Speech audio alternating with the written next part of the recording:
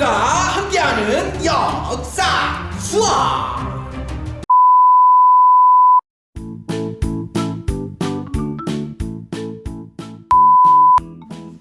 내가 요즘에 온라인 수업 촬영을 안 해. 아니 못해. 왜냐고? 내가 얼마 전에 온라인 수업에서 한참 열심히 강의를 하고 있었는데 갑자기 모르는 사람이 딱 그래놓고 방해를 하기 시작하는 거야. 강의를 들으러 왔으면 조용히 듣고 갈 것이지, 시종일관 수업에 방해되는 채팅글을 올리고 계속 방해하는 거야. 아니 왜 방해하는 거지? 심지어 수업 중에 난리가 났어. 학생들이 나가라고. 누가 초대한 거냐고. 너가 해커야?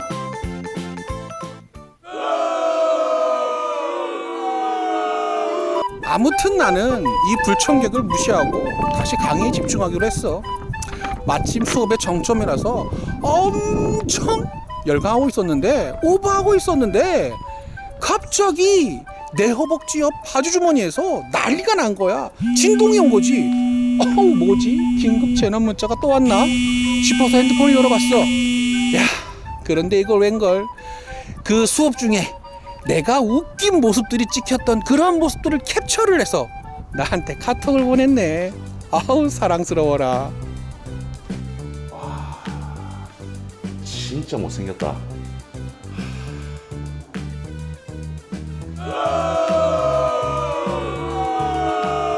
채팅창엔 더해. 몇 명이서 끝도 없이 대화를 나눠. 수업 중에 지치지도 않아. 지들끼리 사이버상 키보드 워리어가 되어갖고 싸우는 거야.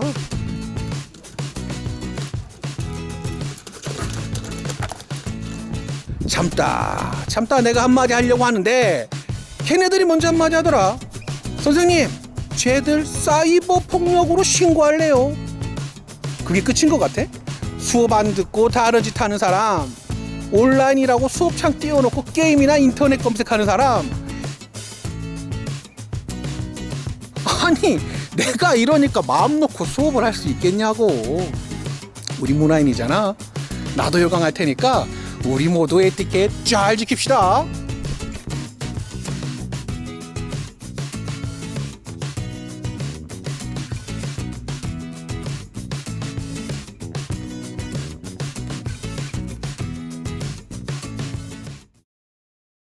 자, 수업 시작하도록 하겠습니다.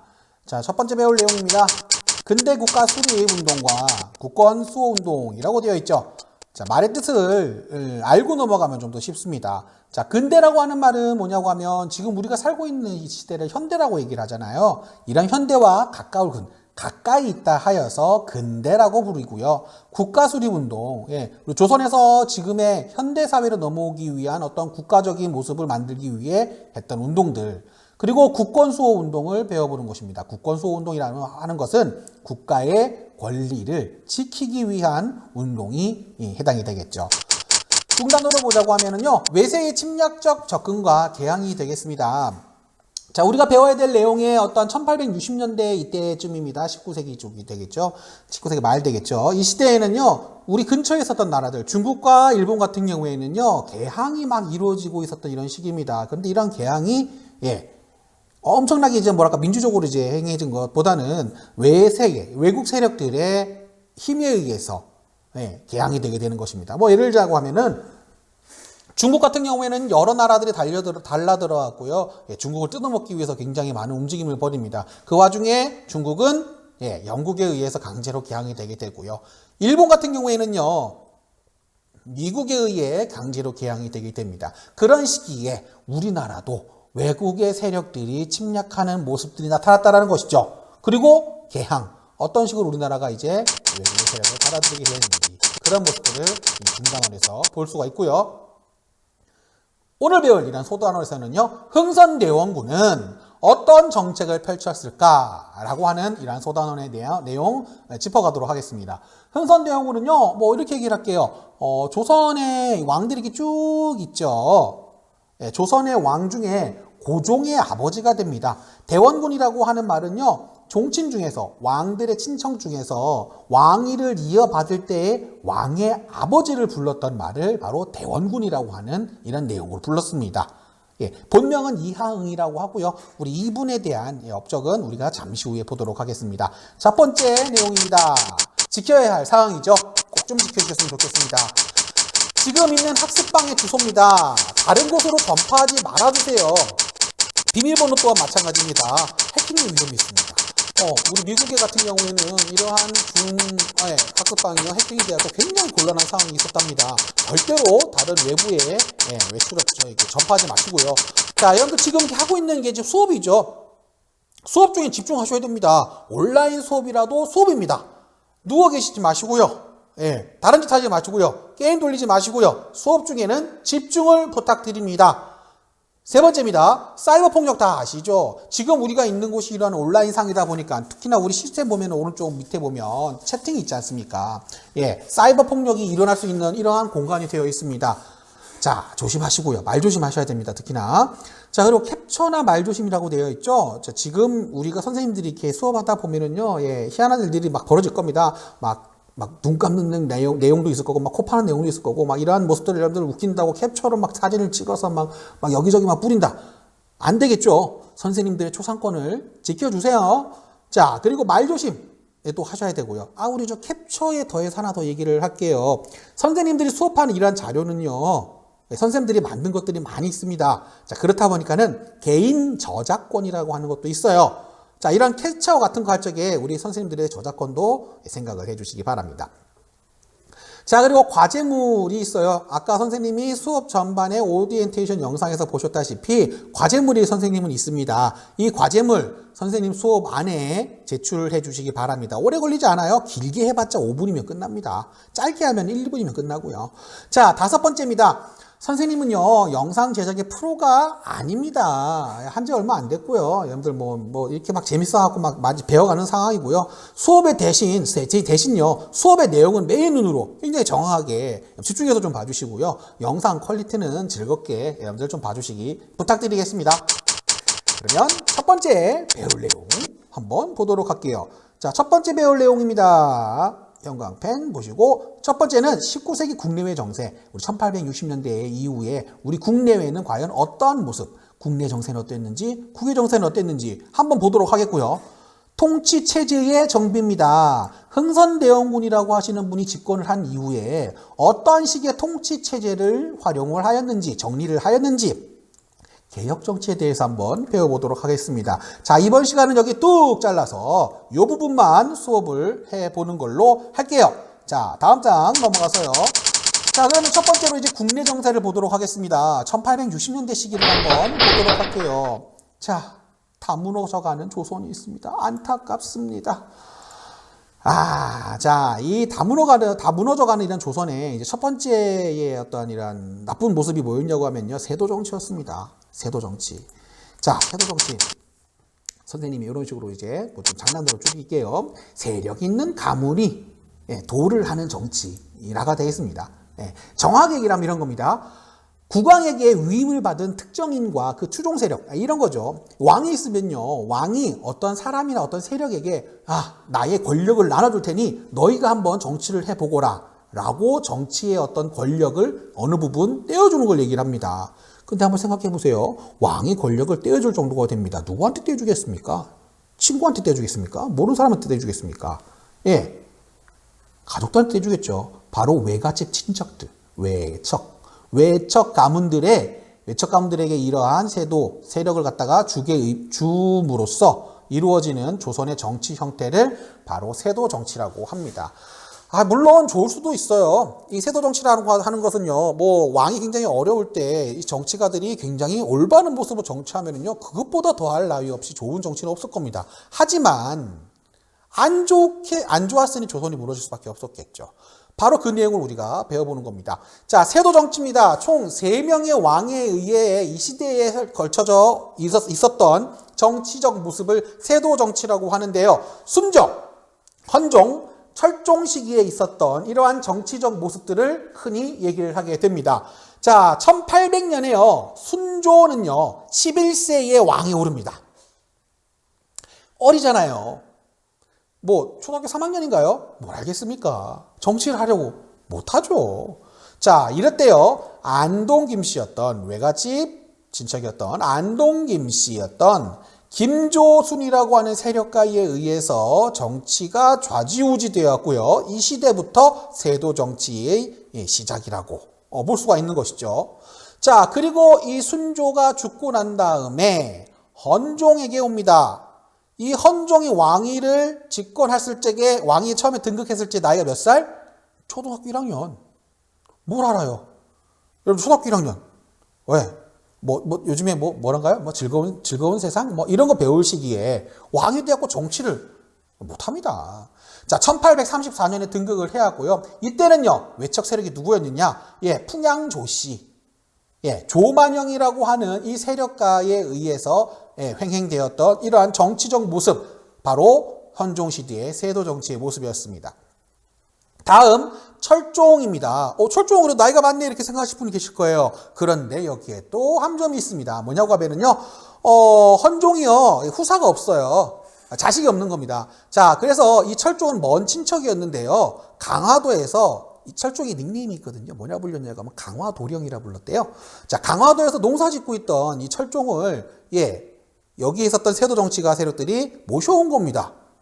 왕이 되려고 하면요, 어릴 적부터 왕이 되기 위한 공부를 합니다.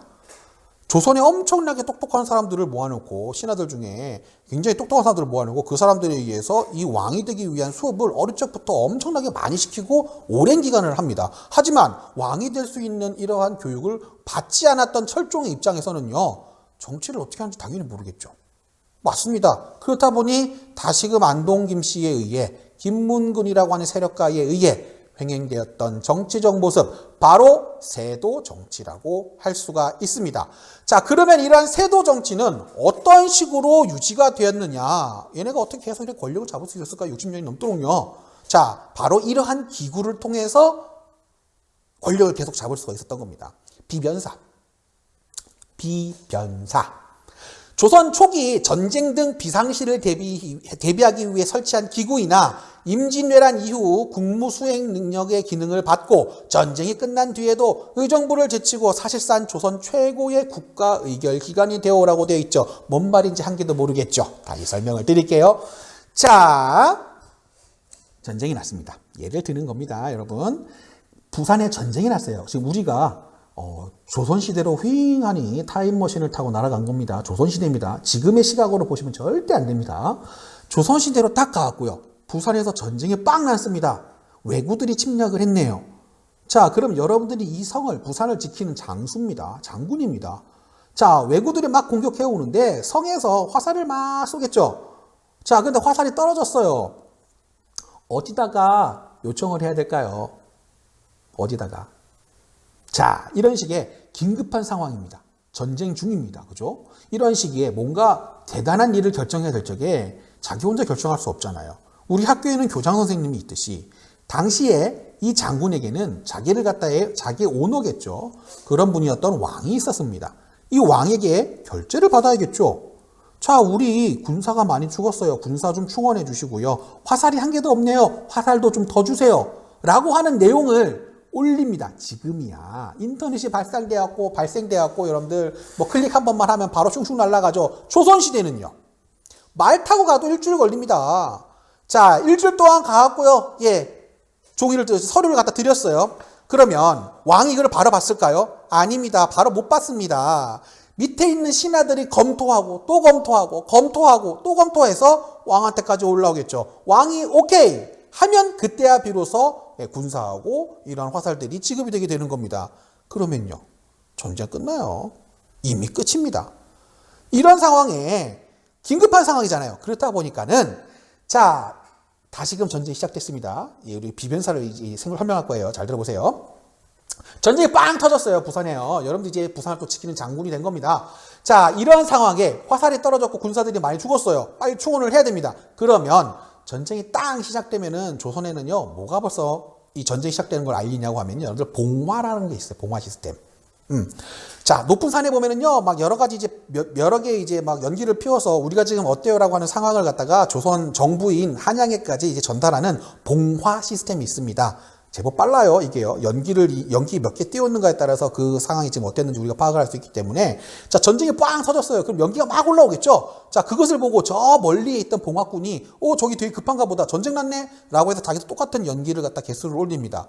불을 태우는 거죠. 그러면 그 연기를 보고 또 저 멀리에 있는 산 위에서 꼭대기에서 또 다른 봉화군이 그거를 보고 똑같은 연기의 개수를 갖다 올리게 되는 겁니다. 자, 금방 가겠죠? 말 타고 가는 것보다 엄청나게 빠릅니다. 조선의 정부는 이것을 빨리 캐치를 해서 봉화가 올라온 지역과 이 상황이 어땠는지 캐치를 해서 바로 정부에 있는 유명한 대신들과 그 밑에서 작업을 수행할 수 있는 정부의 관리들을 꾸려서 전쟁이 있는 이 지역 근처로 그 신하들을 내려보냅니다. 그 신하들을 내려보낼 적에 그 기구 이름을 뭐라 얘기를 하느냐? 바로 비변사라고 합니다.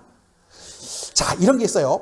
부산이 당시 옛날에 굉장히 큰 동네였고요. 그래서 여기는 이제 수영이라고 하는 곳이 있습니다. 수군이 여기서 이제 지역을 갖다가 맡아서 여기 지켰던 곳이고요.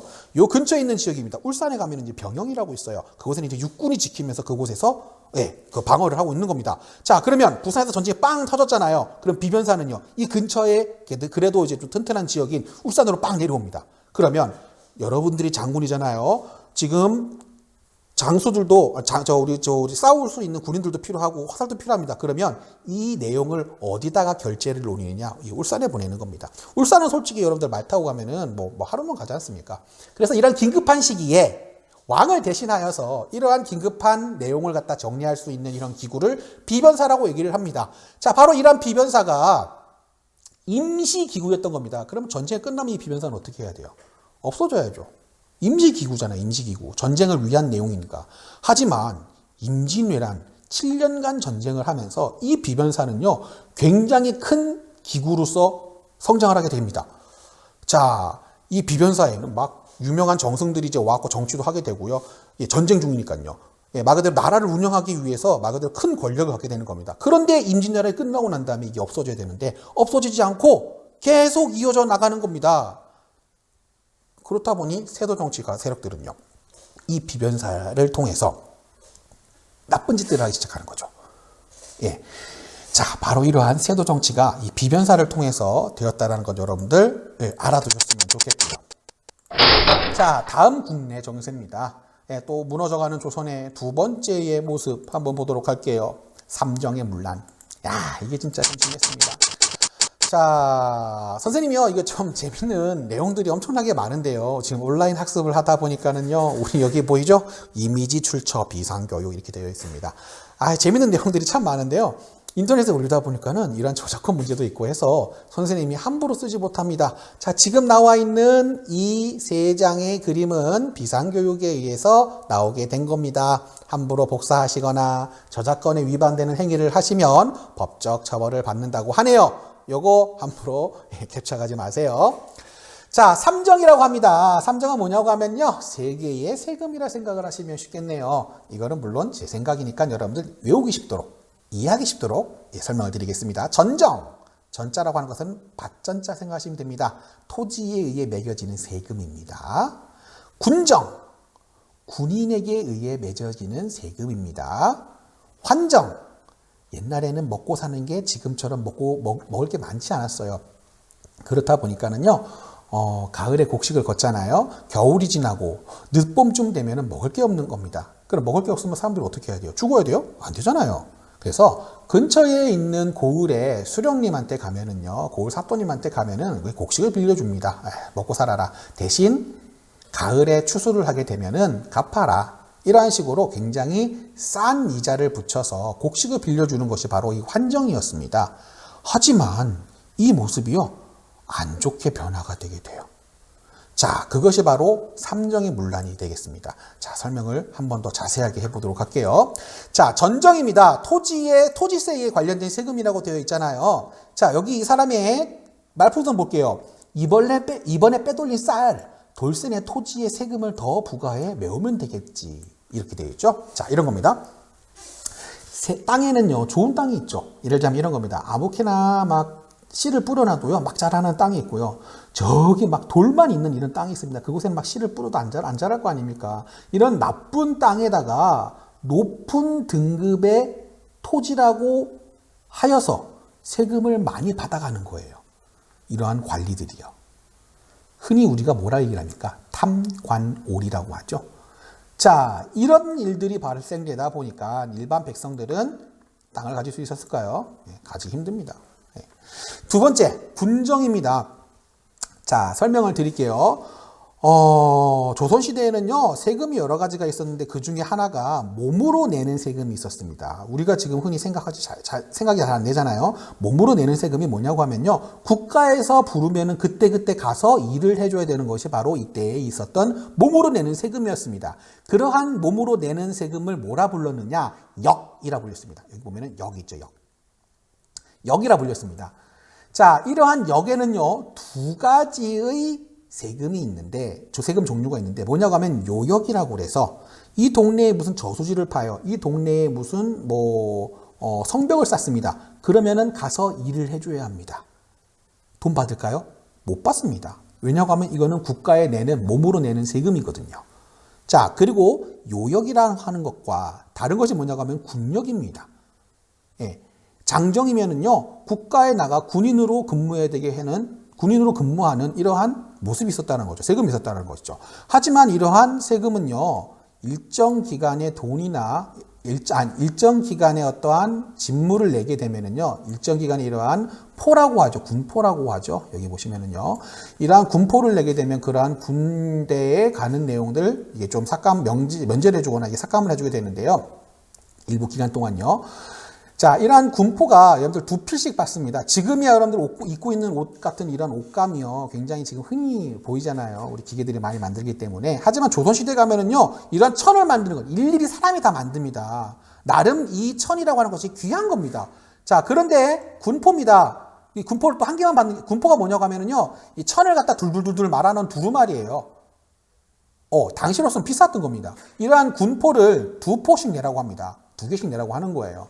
자, 그런데 물론 낼 수 있습니다. 제대로 된 세금이면요. 하지만 지금 보세요. 이 장면이 무슨 장면 같습니다. 아이고 아버지 하면서 지금 아버지가 산소가 있고요. 돌아가셨네요. 그 옆에는 꼬마아이가 하나 있어요. 뭔 말이냐고 하면은요, 백골징포라고 합니다. 예, 나중에 훗날 이제 고등학교 가면 일단 배우실 건데요. 뭐냐고 하면 죽은 사람한테까지 이 세금을 받는 겁니다. 아이고 아버지 지금 돌아가셨잖아요. 그런데 돌아가신 분한테 자, 세금 내세요 하니까는 이분이 얘기하겠죠. 그럼 가만히 제가 세금 줄까요? 안 줄 거 아닙니까? 저희 아버지 돌아가신 거 안 보입니까? 얘기하니까는 뭐라고 얘기하느냐, 이 사람은요. 아직 사망자 명부에 안 와 있네요. 내십시오. 내야 됩니다. 어떻게 하겠습니까? 요 옆에 꼬마아이는요. 예, 황구첨정이라고 해서요. 어린애들한테까지 받는 겁니다. 낼 수밖에 없습니다.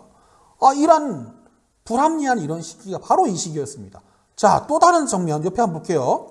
옆집에 살던 사람인가 봅니다. 개똥이네가 도망갔으니까 이제 자네가 개똥이네까지 군포를 내도록 해. 옆집에 살던 사람이 세금을 못 내고 도망가는 현상이 발생됩니다. 그러니까는요, 그 옆집에 살고 있는 사람한테요, 세금을 대신 내라고 하는 거예요. 이게 말이 됩니까? 자, 또 다른 모습은요, 여기 지금 사진에는 안 나와 있는데 제가 선생님 설명을 드릴게요. 옛날에는 한 동네에 이렇게 친척들도 같이 함께 살았어요. 한 명이 도망가잖아요. 세금을 못 내고요. 그럼 친척들까지한테 이런 군포를 받아내는 겁니다. 이런 시대가 바로 삼정의 문란이 있었던 조선의 후기의 모습이었던 겁니다. 또 다른 모습, 이게 제일 안 좋아요. 지금 하는 게 제일 안 좋습니다. 환정이라고 합니다. 다른 말로는 환곡. 잘 들으세요. 다른 말로는 환곡이라고 합니다. 아까 잠깐 설명드렸었죠. 먹고 살 게 없어지는 이러한 봄철쯤 되면은요, 사람이 먹고 살 게 없다 보니까는 이제 뭐랄까, 고을에 사또님한테 가갖고 이제 저희 먹을 것 좀 빌려주십시오. 가을 되면 갚겠습니다라고 해서 싼 이자를 통해서 이러한 곡식을 빌려옵니다. 그런데 사진 한번 보십시오. 갑자기 고을에 어떠한 관리가 오더니 지난번에 곡식 빌려갔잖아. 이번에 이자까지 포함해서 다 갚아.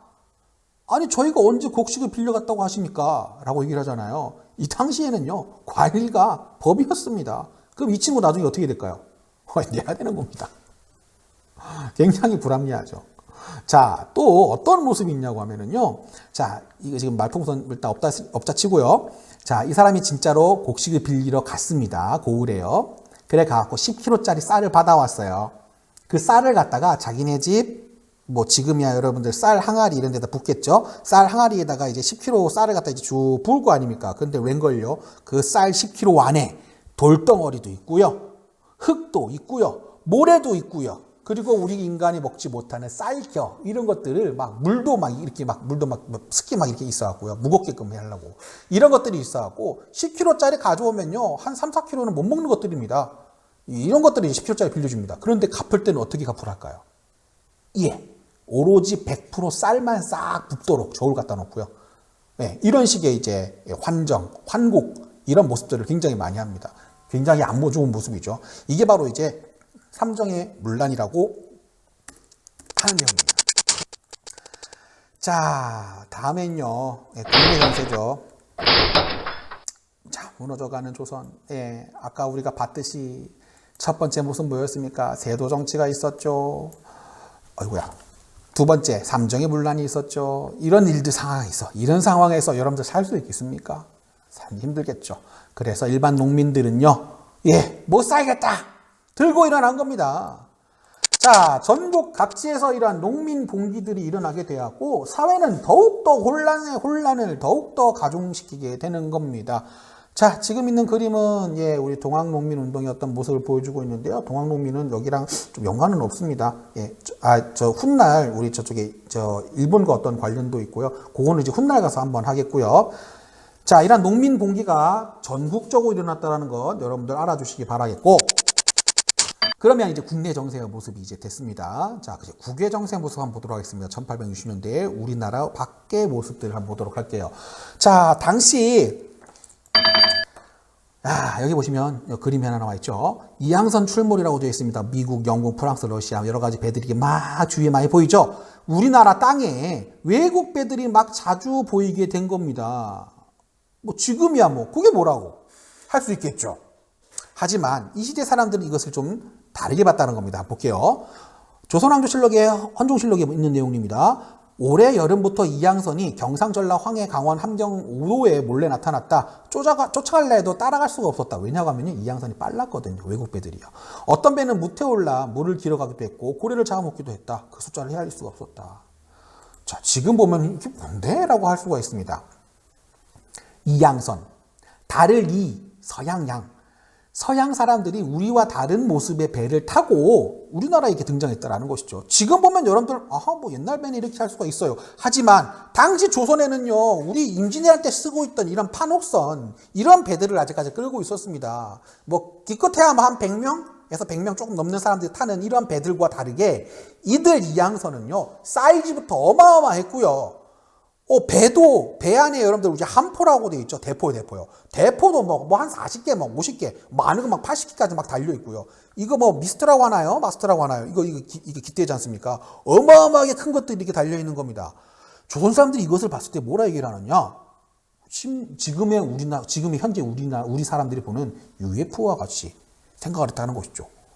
이거 저 대단한 큰 거다. 저 큰 거 안에 우리가 편히 못 보던 사람들이 막 있네? 걔네들이 막 총도 들고 있고, 뭐 이상한 긴 장대 같은 것도 들고 있고, 그런 장대가 막 큰 소리도 내고, 걔네 대포도 있는데 대포가 우리 거보다 더 좋은 것 같아. 그 대포가 배 하나에 막 20개 이런 게 아니라 막 4, 50개씩 막 달려 있고, 막 그러니까는 이 사람들이, 조선 사람들이 볼 적엔, 이건 UFO다. 이렇게 생각할 수도 있었겠죠. 자, 이것이 바로 국외 정세입니다.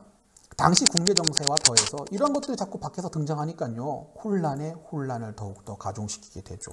그러면 이항선이 왜 등장했느냐. 이거부터 보도록 할게요.